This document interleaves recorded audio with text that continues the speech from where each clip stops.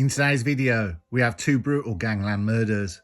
Bailey Atkinson was chased through the streets of Walsall town centre by a masked gang, wielding machetes. He was hunted down, cornered, and attacked with terrifying brutality. Left to die outside a bus station, as bystanders watched in horror. Less than 18 months later, the streets of Walsall were run red again. Brookes was gunned down in broad daylight in a calculated drive-by shooting.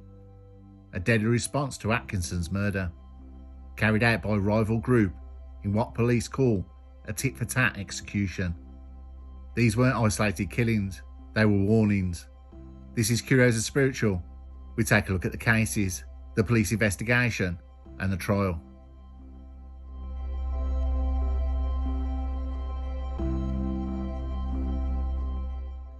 We need to step back in time to the start of a brutal murder that will be the petrol on the flames to this entire case.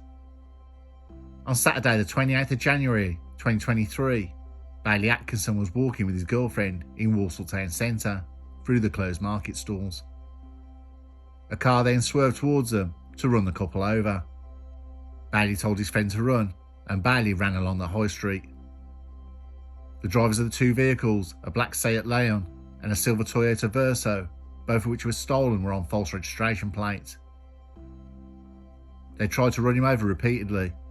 Bailey used metal bins, bollards and lampposts to shield himself from the two cars.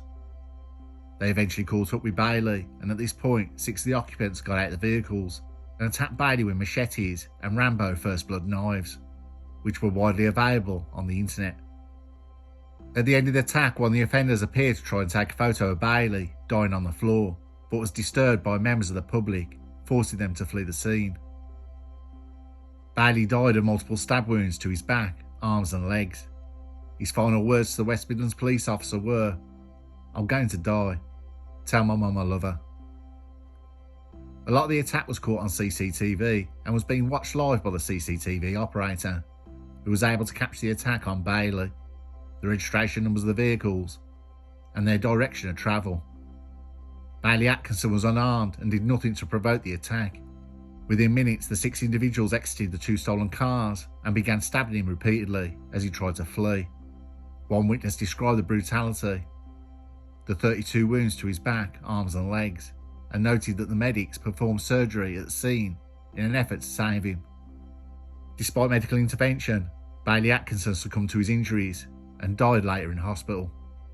Over the following 10 weeks, police conducted a complex investigation, drawing on CCTV, witness statements, intelligence from the public, through Crime Stoppers and social media. And using phone work, police started identifying the suspects. The police quickly got an idea of who they were and how they operate, how they associate, and where they hang around and live. The trial at Nottingham Crown Court concluded in March 2024, with 7 youths being convicted of murder. Benjamin Wilkes must serve at least 18 years. Sonny Loveridge must serve at least 23 years. Rona McCulloch must serve at least 21 years. And Patrick Brookes must serve at least 20 years. The 3 17-year-olds, who cannot be named for legal reasons, who had each stabbed Bailey Atkinson a number of times, were each sentenced to a minimum term of 19 years. The judge said the youngest of those 3 had been only 15 at the time of the attack. Judge James Goss characterised the attack as unprovoked and brutal, stating that Bailey Atkinson did nothing by the way of provocation, and that the violence was deliberate and merciless. The court heard that the attackers had originally attempted to ram him with cars before resorting to knives, cornering and repeatedly stabbing him in public view. Following the verdicts, Atkinson's family issued a statement describing the event as violent and cowardly, an act which left a harrowing impression on both them and the witnesses who had viewed the footage of the attack. They appealed directly to the public, stop and think before using knives, urging broader awareness about carrying blades. The killing became a flashpoint in Walsall, exposing local rivalries and escalating gang tensions. The attack was motivated by prior incidents, largely believed to involve Atkinson and a rival's brother, and reflected a pattern of retaliatory violence in the area. The murder of Atkinson was widely seen as a watershed moment that began an intensifying cycle of revenge and retribution in the months to follow. As the community reeled from the shock of Bailey Atkinson's murder, local leaders and police emphasised the need for vigilance and de-escalation.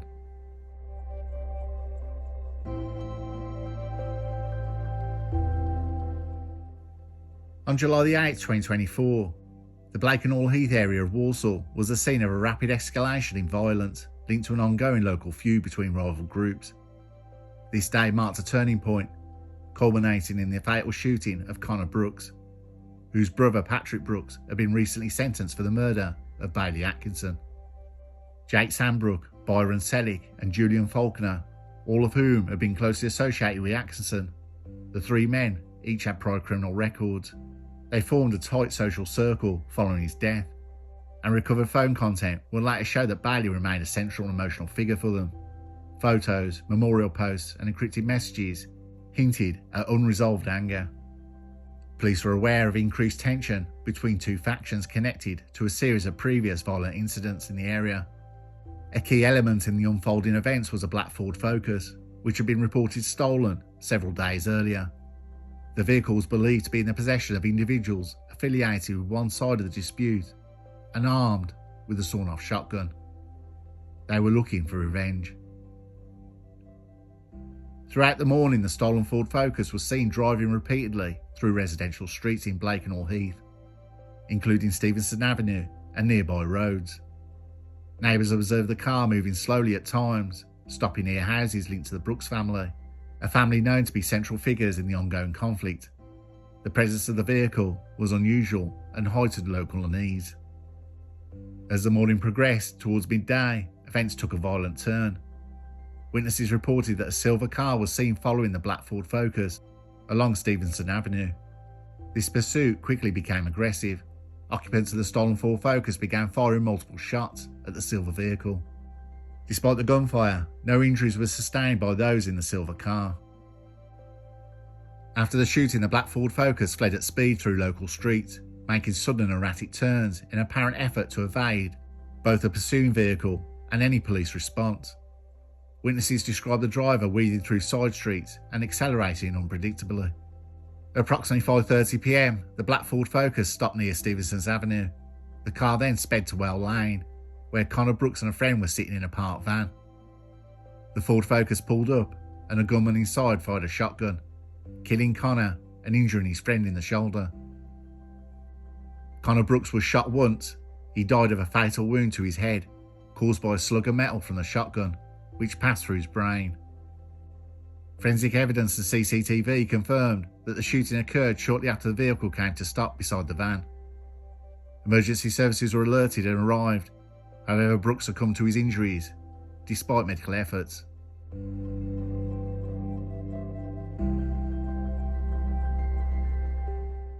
Connor Brookes, aged 20 at the time, was not reported to be carrying any weapons during the incident. His involvement in the feud was largely due to family ties to his brother Patrick Brookes, who was serving a prison sentence related to the previous murder of Bailey Atkinson, which was connected to the same local conflict. Following the shooting, police secured the scene and began a large-scale investigation. The stolen black Ford Focus was recovered and examined for forensic evidence. Ballistic analysis matched the shots recovered from the scene to the firearm linked to the suspects.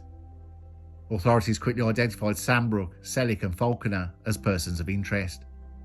Phone data, CCTV footage and witness accounts placed all three in the stolen vehicle throughout the day.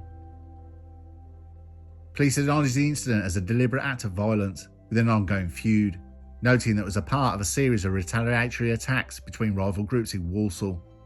The community expressed alarm and fear following the shooting, as tensions that had long simmered finally erupted into deadly violence.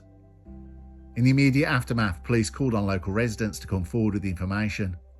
However, witness cooperation was limited, reflecting a climate of fear and distrust. Several witnesses, who eventually spoke to police, cited concerns about retaliation as a reason for their initial silence. The investigation into the shooting and related incidents spanned several months. Police worked alongside forensic experts to analyse ballistics, recover CCTV footage, and cross-reference mobile phone data to build a case. Multiple arrests and charges followed, aiming to hold those responsible accountable and deter further violence. The events of July the 8th, 2024 represented a serious escalation in the feud's violence. Where previous incidents involved threats and non-fatal attacks, the day's shootings and Conor Brookes' death marked a devastating turning point. The case attracted significant media attention, highlighting ongoing concerns about gang-related violence in the region and prompting calls for increased police resources and community engagement. Throughout the investigation, police agencies emphasised the importance of breaking the cycle of retaliation that fueled the conflict. They appealed repeatedly to the public for cooperation, stressing that community safety depended on ending the violence. Ultimately, the shooting of Conor Brookes on July the 8th was a tragic outcome of a protracted and bitter dispute. The legal proceedings that followed aimed to deliver justice and prevent further loss of life in Walsall.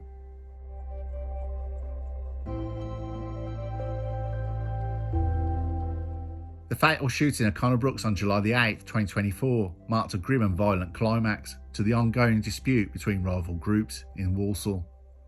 The incident prompted a swift and coordinated response from West Midlands Police, who were under immense pressure to bring those responsible to justice and prevent further bloodshed. Shortly after the shooting, police secured the scene. Forensic teams meticulously combed the area for evidence. The collection of physical evidence was critical for building a solid case against the suspects. Ballistic experts matched the shotgun fragments to a firearm that had been linked to previous investigations to Jake Sambrook, Byron Selig and Julian Falconer, individuals already under suspicion for involvement in local violent crime. The stolen black Ford Focus central to the day's event was also recovered and underwent thorough forensic analysis to uncover fingerprints, DNA and any other incriminating material. Police quickly realised that the events were not isolated but part of a broader pattern of gang-related violence. Footage from residential CCTV and public surveillance cameras helped reconstruct the timeline. These images showed the stolen Ford Focus weaving through local streets, chased at various points by a silver car, as gunfire was exchanged multiple times throughout the day. The police appealed to the public for witnesses, willing to share what they had seen, emphasising that even small pieces of information could help solve the case. However, the climate of fear in Blakenhall Heath hampered those efforts. Many residents were reluctant to come forward due to concerns about retaliation and distrust of law enforcement. Despite the challenges, some key witnesses eventually provided statements. They described the chaotic scenes of the shooting, the sound of gunfire echoing through the streets, and the moments immediately followed when emergency services arrived. These testimonies, while sometimes conflicting in minor details, corroborated the forensic and video evidence that placed the suspects at the scene.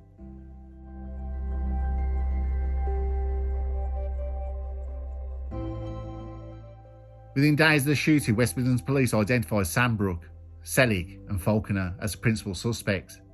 Their names had surfaced through forensic evidence, CCTV footage and mobile phone tracking, which showed the trio travelling together in a stolen Ford Focus during the series of shootings. The Ford Focus that was found abandoned 4 days later with gunshot residue still present inside, and DNA from Sambrook and another man, Samuel Danks Petty, aged 20 years old. The suspects were arrested in coordinated operations. Given their previous criminal records and the serious nature of the charges, armed police were deployed to ensure a safe and secure arrest process. The men were taken into custody for questioning under police caution. Police interrogations sought to uncover the motivations behind the shooting, the role of each suspect, and whether others had been involved or had knowledge of the attack. While details of these interviews remain confidential, it is known that the investigation focused on determining who had fired the fatal shot and how the events unfolded. Investigators continued gathering supporting evidence, including further analysis of the recovered firearms and examination of mobile phone data to establish the movements and communications of the suspects in the days leading up to and following the shooting.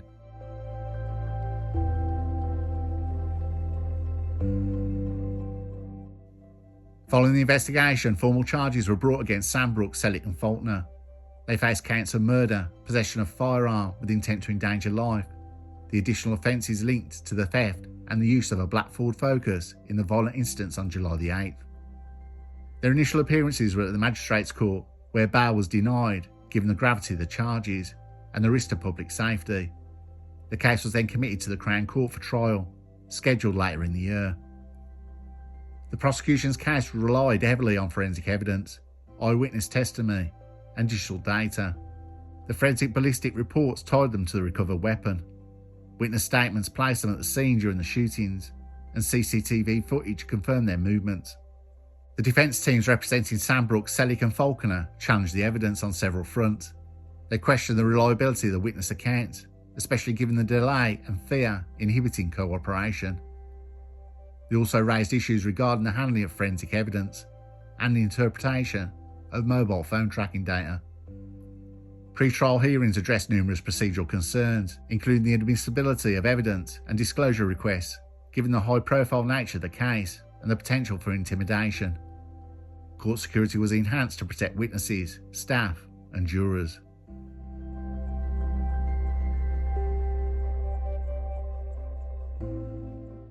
The trial for murder of Conor Brookes and related offences against Jake Sambrook, Byron Selig and Julian Falconer commenced several months after their arrest. The proceedings took place at the Crown Court in Birmingham, drawing significant attention due to the violent nature of the crime and its impact on Walsall community. The trial began with opening statements from the prosecution and defence teams. The prosecution outlined a case built on the wealth of forensic evidence, eyewitness testimony, and mobile phone records.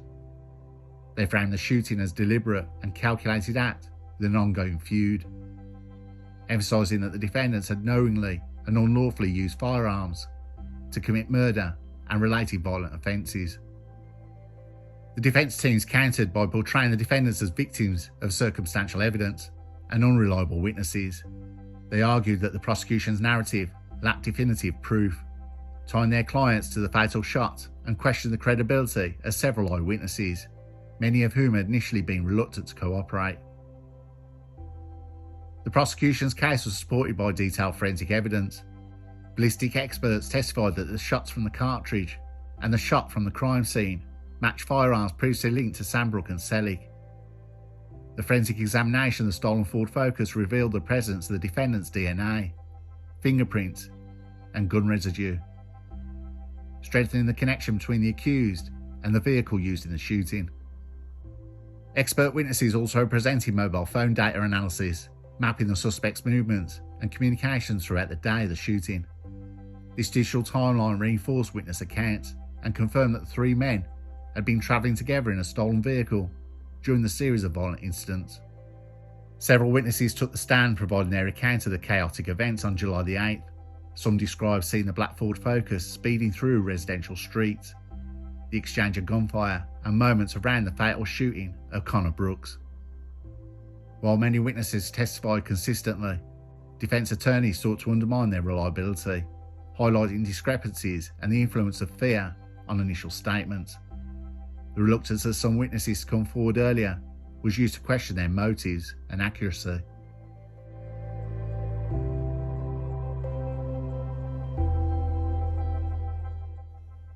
The defence teams focused on raising reasonable doubt.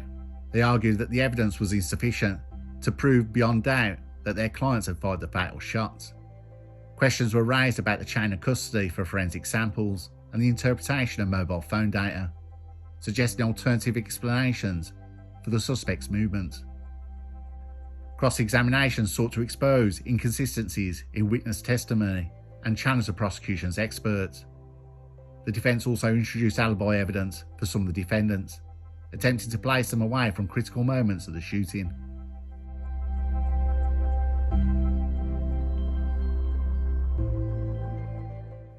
Throughout the trial, the prosecution emphasised the broader context of the ongoing feud, suggesting that the shooting was a retaliatory act connected to previous violent incidents. The defence acknowledged the feud, but had denied that a client had escalated it to murder, painting the accused as either uninvolved or less culpable than portrayed. Motive was a central theme, with the prosecution arguing that defendants had clear reasons to target Conor Brookes due to his family's role in the conflict.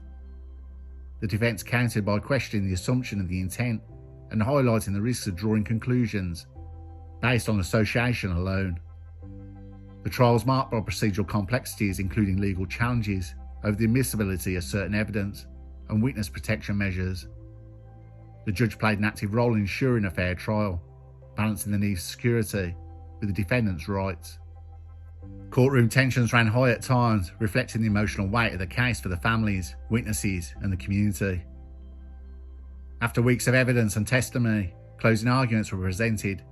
The prosecution urged the jury to consider the overwhelming forensic and testimonial evidence as proof of guilt beyond reasonable doubt. The defence reiterated the importance of reasonable doubt, cautioning against convicting based on fear or association rather than clear facts. The jury retired to deliberate, tasked with weighing complex evidence and making a decision that would have profound consequences for the accused and the community. After weeks of tense courtroom proceedings, with hours of forensic analysis, emotionally charged testimonies and detailed legal argument, the trial of Jake Sambrook, Byron Selig and Julian Falconer reached its climax. The jury, having heard all the evidence, was now left to consider the fate of the three men accused of murder of Connor Brookes and a string of related firearms offences.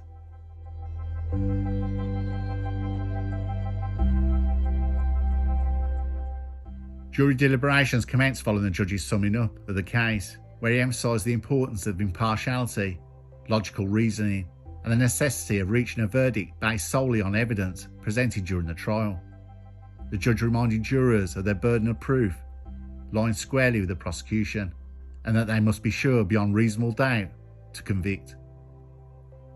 The jury retired, and over the next 2 days they examined key points raised with the trial: the forensic ballistics that linked the firearms to the defendants, the mobile phone data placing them in the vicinity of the shooting, the recovered DNA and fingerprints from the stolen Ford Focus, and testimonies from multiple eyewitnesses who saw the suspects firing from the vehicle during the pursuit of the silver car and later at Connor Brookes. On the third day, the jury returned to court to deliver their verdicts.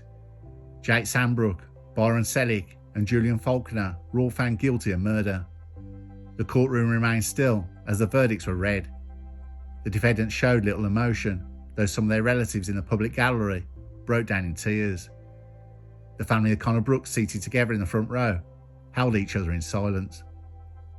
In addition to murder, the three were also found guilty of possession of a firearm with the intent to endanger life, use of a stolen vehicle in the commission of a crime, and attempted murder, relating to the early exchange of gunfire with a silver car. The convictions reflected the prosecution's case that this was not a spontaneous incident, but part of an orchestrated and violent plan, executed in broad daylight.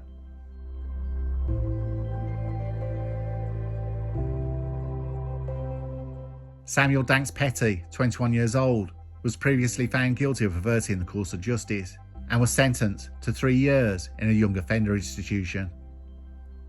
Sentencing for the three was scheduled for a later date to allow for pre-sentence reports and impact statements from Connor's family.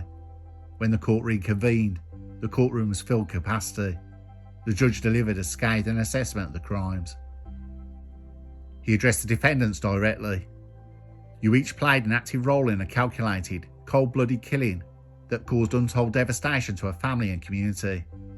This was gang violence, carried out with total disregard for the value of life. Taking into account the aggravating factors, including the use of a stolen vehicle, the possession and discharge of a firearm in public place, and the fact that the murder took place in the context of an ongoing criminal gang rivalry, the judge imposed life sentences on each of the three men. Jake Sambrook was given life imprisonment with a minimum term of 29 years, before being eligible for parole. Byron Selig received life with a minimum term of 29 years. And Julian Falconer was sentenced to life with also a minimum term of 29 years.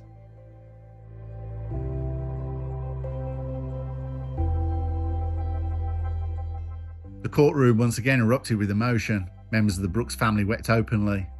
In a moving statement read to the court before sentencing, Connor's mother spoke of her son's loss. "Connor, he was a son, a brother, a friend. His life was stolen from us by people who thought violence was a way to solve problems. We wake up every day knowing he'll never walk through that door again." The sentencing marked the conclusion of a painful chapter for the Brookes family, but it was far from the end of a wider story. The trial laid bare the dangers of youth violence, the easy availability of firearms, and the extent of gang influence in Walsall.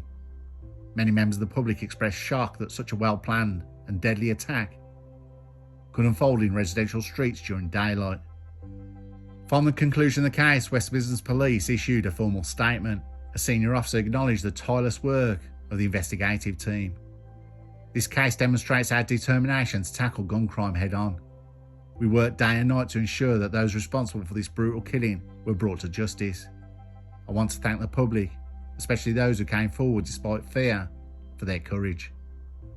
The police also promised increased patrols in the area affected by violence and confirmed that several additional operations have been launched targeting individuals associated with gang activity linked to the Brookes case.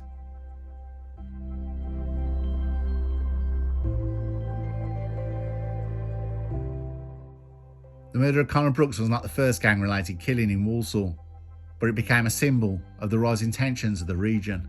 Unlike other cases that faded from memory after, where media attention waned, this one left a lasting imprint.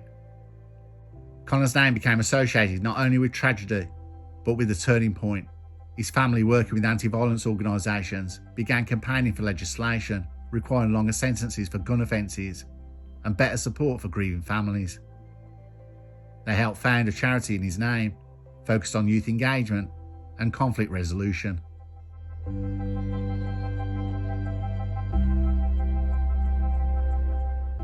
Violence doesn't end violence, it multiplies it. Each shot fired in revenge writes a new target on someone else's back, pulling another name into an endless ledger of loss. That's the madness of it, tit-for-tat. It convinces you that retribution is justice, when really it's just another act to surrender to chaos. A big thank you to my daughter, who stepped in to help me to unravel these two cases. This case really struck her as it did with me, the mindlessness of it, and my daughter said the CCTV of Bailey Atkinson, how he was chased through the street. She said it's something you don't forget after seeing it. You can feel the fear and the terror he was going through. And I agree. Conor Brookes wasn't the beginning, and he wasn't the end. He was a casualty of a feud where no one remembers the first insult, only the latest injury. Each side claims they were settling the score, but the score never settles. It climbs body by body, name by name, until everyone is either dead, maimed, or in prison. This isn't war, it's self-destruction in slow motion, a culture where pride is mistaken for power, and pulling a trigger is the only way some feel seen. But it's a lie, because no one's winning. They're just recycling pain until all that's left are mothers burying sons, and hollow tributes written at flowers at the crime scene, and tributes on online posts. Tragic statements in a post-code war where no one really wins, but everyone loses something: a son, a future, a life. What links Bailey Atkinson and Conor Brookes is not just the geography or age, but a system of revenge that feeds on fear, silence and ego. And as the courts hand out life sentences, the question remains, how many more lives will be lost? Until someone breaks the cycle, the gunshots won't stop. And the next one? He's already there, waiting.